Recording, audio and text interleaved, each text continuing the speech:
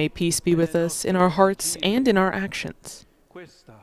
This is the mission of the Church, to proclaim peace to the world, the peace that comes from the Lord, who has conquered death, who brings us God's forgiveness, who gives us the life of the Father, and who shows us the way of love.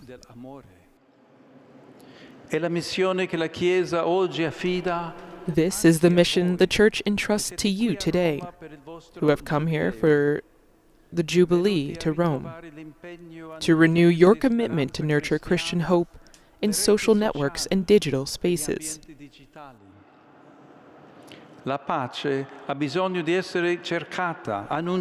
Peace needs to be sought, proclaimed, and shared everywhere, both in the tragic places of war and in the empty hearts of those who have lost the meaning of existence and the taste for interiority, for spiritual life. Il gusto della vita spirituale. E oggi, forse più che mai, and today, perhaps more than ever, we need missionary disciples who bring to the world the gift of the Risen One, who give voice to the hope Jesus the Living One gives us, reaching even to the farthest ends of the earth, who arrive wherever there is a heart waiting, a heart searching, a heart in need. Yes, to the ends of the earth, to those existential margins where there is no hope. There is a second challenge in this mission. Always look for the suffering flesh of Christ in every brother and sister you encounter online. Today we find ourselves in a new culture, deeply characterized and formed by technology. It is up to us, it's up to each one of you to ensure that this culture remains human. Science and technology influence the way we live in the world, even affecting how we understand ourselves, how we relate to God, how we relate to one another. But nothing that comes from man and his creativity should be used to undermine the dignity of others.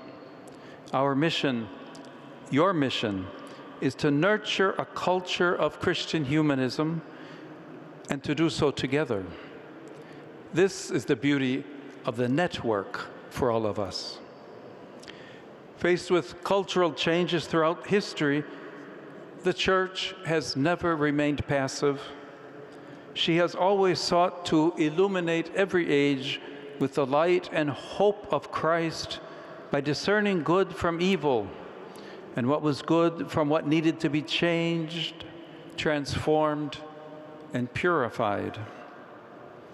Today we are in a culture where the technological dimension is present in almost everything, especially as the widespread adoption of artificial intelligence will mark a new era in the lives of individuals and societies as a whole. This is a challenge that we must face, reflecting on the authenticity of our witness, on our ability to listen and speak, and on our capacity to understand and to be understood. We have a duty to work together, to develop a way of thinking, to develop a language of our time that gives voice to love. It is not simply a matter of generating content, but of creating an encounter of hearts. This will entail seeking out those who suffer, those who need to know the Lord, so that they may heal their wounds, get back on their feet, and find meaning in their lives. Above all, this process begins with accepting our own poverty, letting go of all pretense, and recognizing our own inherent need for the gospel. And this process is a communal endeavor. And this brings us to make a third call.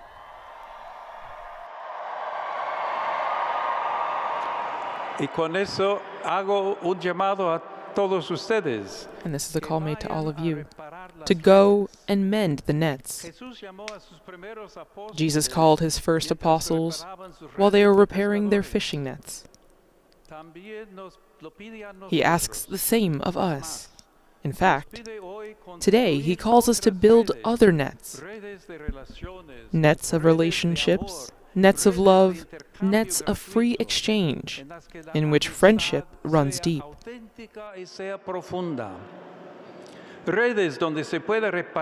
Nets where what has been broken can be repaired, where loneliness can be healed, regardless of the number of followers, but by experiencing in each encounter the infinite greatness of love.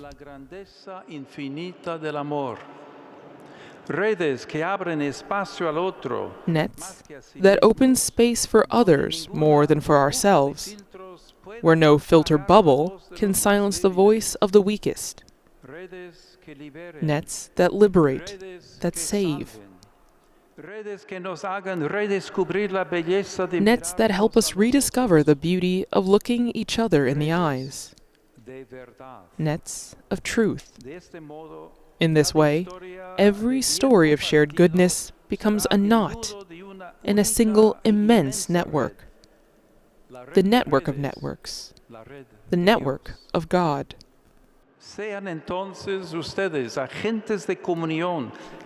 Be then agents of communion, capable of breaking the logic of division and polarization, of individualism and egocentrism.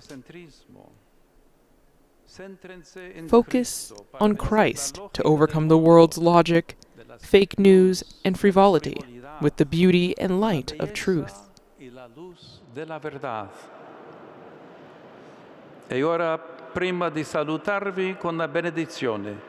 And now, before I greet you with a blessing, entrusting your testimony to the Lord, I want to thank you for all the good you have done and continue to do in your lives, for the dreams you pursue, for your love of the Lord, Jesus, and the Church, for the help you give to those who suffer, and for your journey along the digital paths.